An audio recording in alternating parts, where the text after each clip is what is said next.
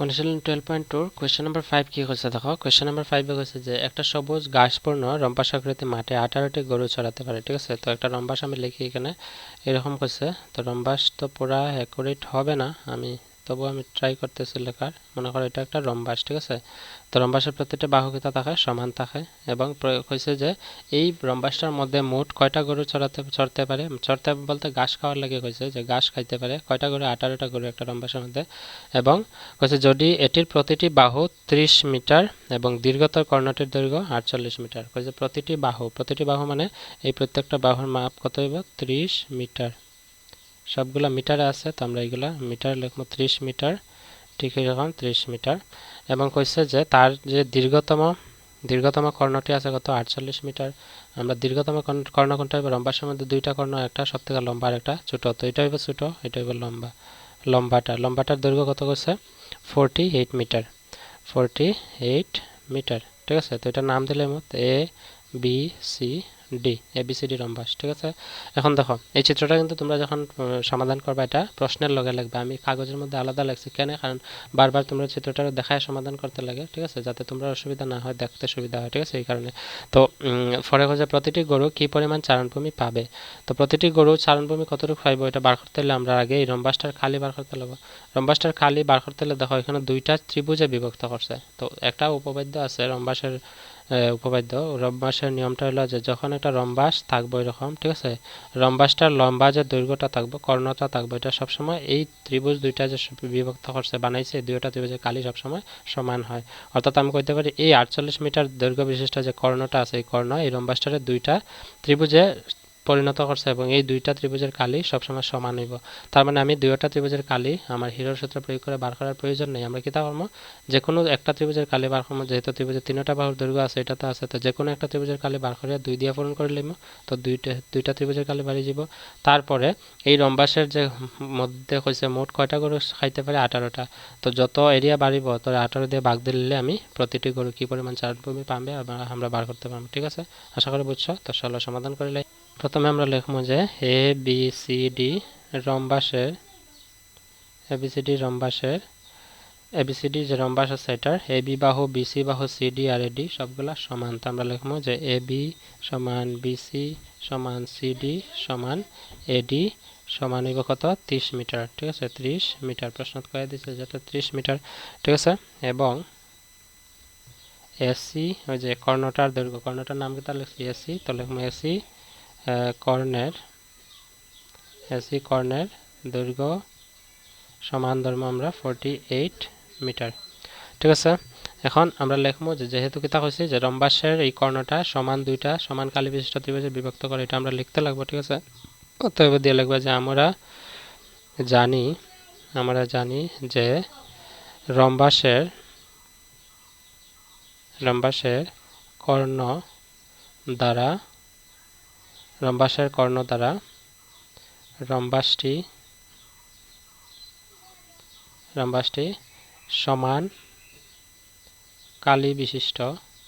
সমান কালি বিশিষ্ট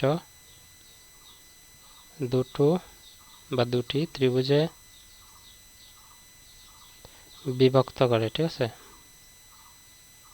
বিভক্ত করে এটা লিখবা তোমরা রম্বাসের সমান কালি বিশিষ্ট বিভক্ত করে যদি বিভক্ত করে তাহলে আমরা যে কোনো একটা ত্রিভুজের কালি বার করতাম তো আমরা লিখলাম যে ত্রিভুজ এ বি সি এই ত্রিভুজটা নিমুকে এটা বার করলে তো এটা দুই দিয়ে পূরণ করলে এটা বাড়ি যাবে ঠিক না তো এটা লিখলাম যে ত্রিভুজ এ বি সি এর অতএব দিয়ে লিখলাম যে ত্রিভুজ এ বি সি এর এ সমান লিখে লিখব 30 মিটার বি সমান লিখে লিখব 30 মিটার আর সি সমান লিখবো আমরা কত 48 কারণ বাহু যেহেতু এটা 30 এটা 30 এটা 48 তো যে কোনো একটা এ বি সি তোমরা নিতে পারো তো সি লিখে লিখব 48 মিটার ঠিক আছে এস বার করলে মতো দিয়ে এস সমান A plus B plus C by 2 ঠিক আছে বাই 2 এর মান আছে 30 প্লাস বির মান আছে 30 প্লাস সির মান আছে 48 মানে 48 নিচে আইলো 2 ঠিক আছে তো 30 30 60 আর 40 হইল গিয়া 100 আর 8 যোগ করলে হইব গিয়া 108 নিচে আইব 2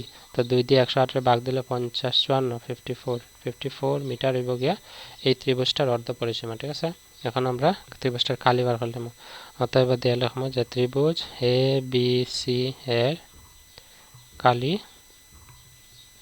সমান ত্রিভুজ এবিসি এর কালি সমান লিখলে আমরা হিরো সূত্রটা S √s into s minus a into s minus b into s minus c। এখন s কত আছে 54, s এর জায়গা আমরা লিখলাম 54 into s minus a, s এর জায়গা 54 মাইনাস a আছে 30, আবার আইব 54 মাইনাস b আছে 30, আবার আইব 54 মাইনাস c কত পাইছিলাম আমরা? c পাইছিলাম 48। ঠিক আছে, এখন দেখো আমরা লিখবো যে 54 এর জায়গায় ইন্টু 54 থেকে 30 গেলে গিয়ে থাকবো 24 ইন্টু 54 থেকে আবার 30 গেলে গিয়ে থাকবো 24 হয়নি দেখি তো, 4 থেকে 0 যেত না 4, 5 থেকে 3 গেলে 2, ঠিক আছে 24 পূরণ 54 থেকে 48 গেলে গিয়ে থাকবো 6। ঠিক আছে 6 এখানে, কারণ 48 4 থেকে 8 যেত না, 14 থেকে 8 গেলে 6, ঠিক আছে, আর এখানে 4 থেকে 4 গেলে 0। এখন আমরা সবগুলোরে স্প্লিট করে দেব। ঠিক আছে, আমরা 54 লিখতে পারবো 6 নং 54। ঠিক আছে, 6 নং 54 যদি লিখি তো 9 রে লিখলে 3 পূরণ লিখবো 6। ঠিক আছে, ইন্টু 24 লিখতে পারি 4 পূরণ 6, মানে 4 6 24, আর এই 24 আবার লিখবো পূরণ 4 পূরণ 6। ঠিক আছে, তারপরে আছে 6, এখানে 6 লিখে লিখব।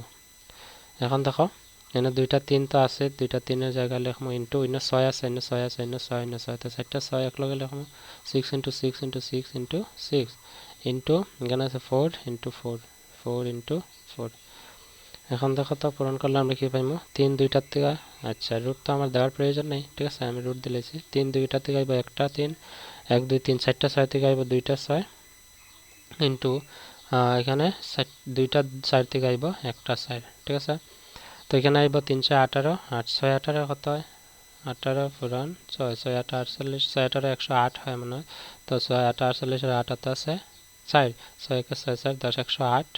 তো এখানে পাইছি 318 আর 6 18 108, 108 পূরণ 4 হইব গিয়া 400, আর 4 এটা 432 432 মিটার স্কয়ার, মানে বর্গ মিটার। ঠিক আছে, এটা কোনটা আছে? এটা ত্রিভুজ এ বি সি এর কালি। এ বি সি কোনটা? এই ত্রিভুজটা। তো দুইটা ত্রিভুজের কালি সমান পাইছি, কেন পাইছি? কারণ রম্বাসের কর্ণের সবসময় সমান কালি দুইটা ত্রিভুজে ভাগ করে। তো একটার কালি পাইছি 432 মিটার স্কয়ার বা বর্গ মিটার। তো বাকি যে আরেকটা ত্রিভুজ আছে এটার এ সি ডি, এই ত্রিভুজটা, তো এটা হিটার লাইট 2 দিয়ে পূরণ করলে আমরা পাইলাম। তো এটা আগে লিখলাম যত হইব এ বি সি ত্রিভুজের কালি,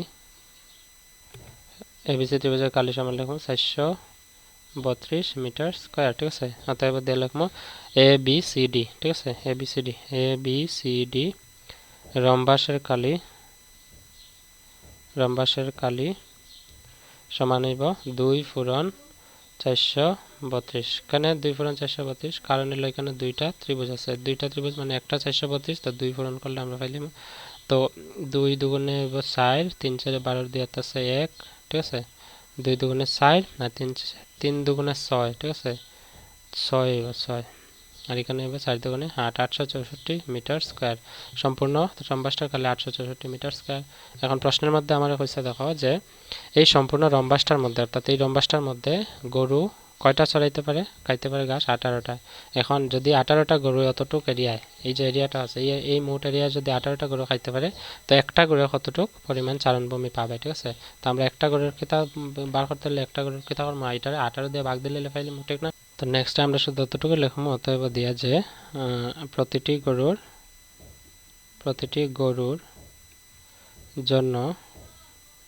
গরুর জন্য পাওয়া